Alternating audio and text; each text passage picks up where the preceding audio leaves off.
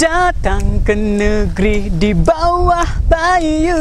Yeah, okay, hai, saya Pis Pasha. Okay, merupakan pengacara anda untuk rancangan membikin cipta lagu. Okay, kebanyakan orang semua tanya, siapakah penyanyi itu, lagu apakah itu? Tapi sebenarnya tanpa komposer, siapalah penyanyi itu. Jadi ini adalah rancangan yang memperkenalkan komposer-komposer popular di Sabah. Okay guys, jadi kamu orang teruskan untuk menonton rancangan ini, membikin cipta lagu. Yeah.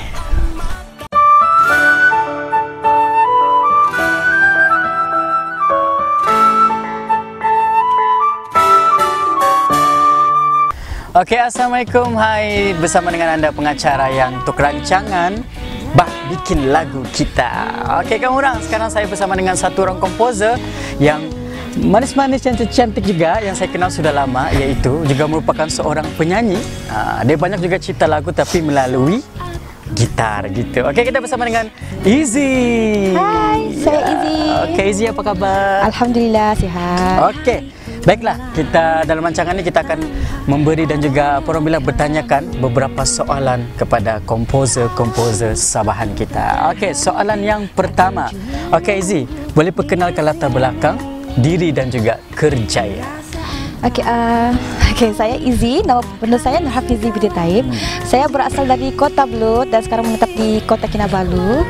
Saya berumur 31 tahun dan sudah berumah tangga dan sudah mempunyai 2 putri. Okey, latar belakang dalam bidang seni. Okey, saya merupakan seorang penyanyi dan juga komposer. Penulis lirik juga? Penulis lirik juga.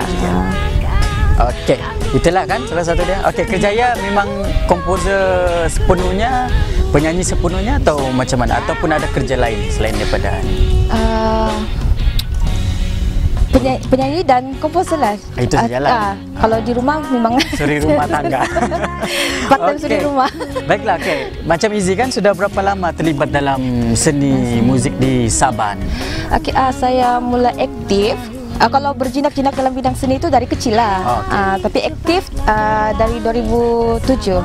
2007. 2007. Sangat lama lah. Tapi mencipta lagu ni sekitar yang orang bilang yang betul-betul Izzy serius dalam mencipta lagu. Mencipta lagu dari 2014 lah. 2014. Pertama kali lah. 2014, okey guys. Tapi nanti kita akan tanya dia lagu pertama dia apa yang dia cipta. Okey, baiklah. Kenapa pilih bidang seni? Kenapa saya pilih bidang seni? Sebab yang pertama sekali sudah tentu sebab hobi saya, minat menyanyi dan minat cipta lagu lah. Dia dari secara semula jadilah. Gitu. Okey, baiklah. Okey, dalam Izzy berkarya, buat lagu, dalam menyanyi, pergi mana-mana program apa kan? Jadi sebenarnya siapakah yang mendorong Izzy dalam bidang seni ini? Okey, kalau dari dulu family lah, keluarga. Ya, dan sekarang ni penyokong baru saya iaitu suami saya sendiri. Suami saya, siapakah nama suaminya? Encik Jali. Encik Jali merupakan pemuzik RTM. Wow, Encik Jali. Okey, jadi mungkin 2 putri pun juga akan terus menyokong jugalah mami dia kan. Memang hot fan. Macam kau punya akan tetap dah. Itulah dia. Semestinya memang yang mendorong kita adalah keluarga kita. Okey, baiklah. Cabaran dan juga tekanan paling besar dalam kerjaya sebagai seorang komposer. Cabaran dia, adakah tekanan dia kah, adakah memberi orang bilang semangat kah, kalau sudah jatuh mau bangun lagi kah, macam-macam lah. Okey, kalau bilang kekangan tu, kalau sebelum berumah tangga, kekangan tu tidak berapa banyak lah orang bilang. Tapi sudah berkahwin tu kekangan masa lah paling banyak. Masa. Tapi dengan apa ni? Tapi kalau mengurus dapat juga bagi masa keluarga sama anak kan. Ya, syukur jugalah sebab ada yang support. Jadi biasalah tu kalau sudah berumah tangga masa tu kena Izzy atur kan. Bahagikan masalah.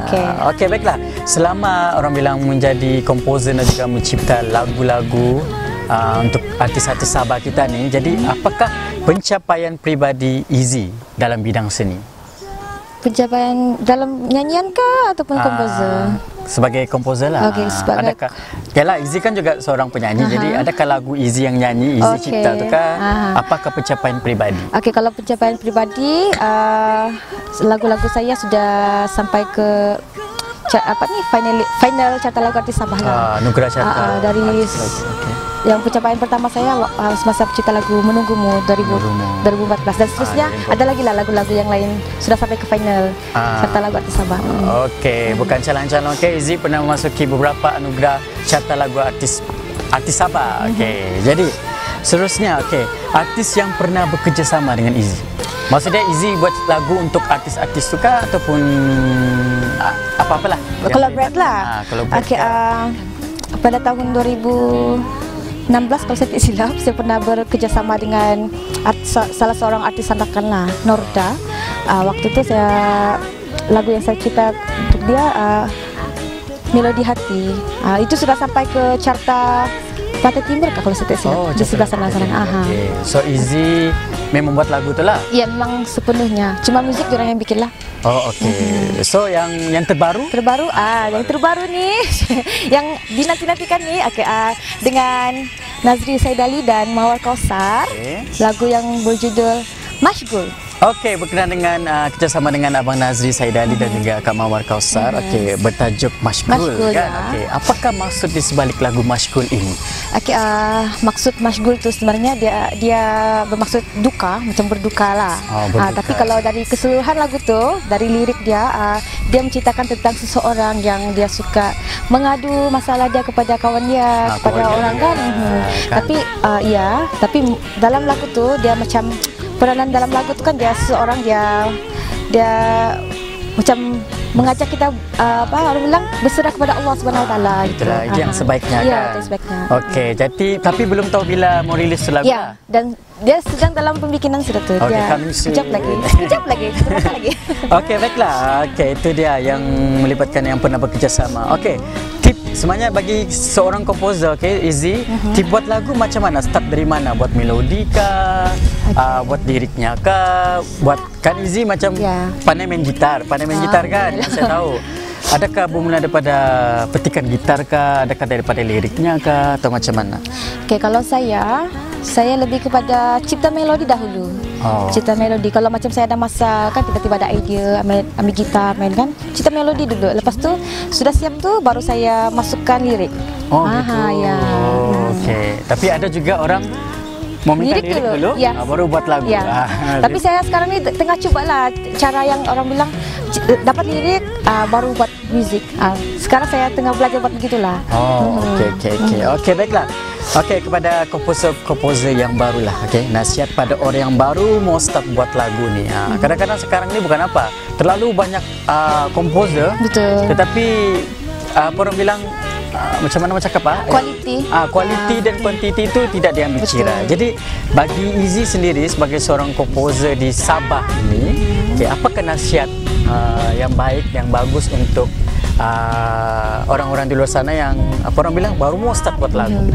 Okey, kalau saya pun sebenarnya baru jugalah dalam penciptaan lagu lirik ni kan.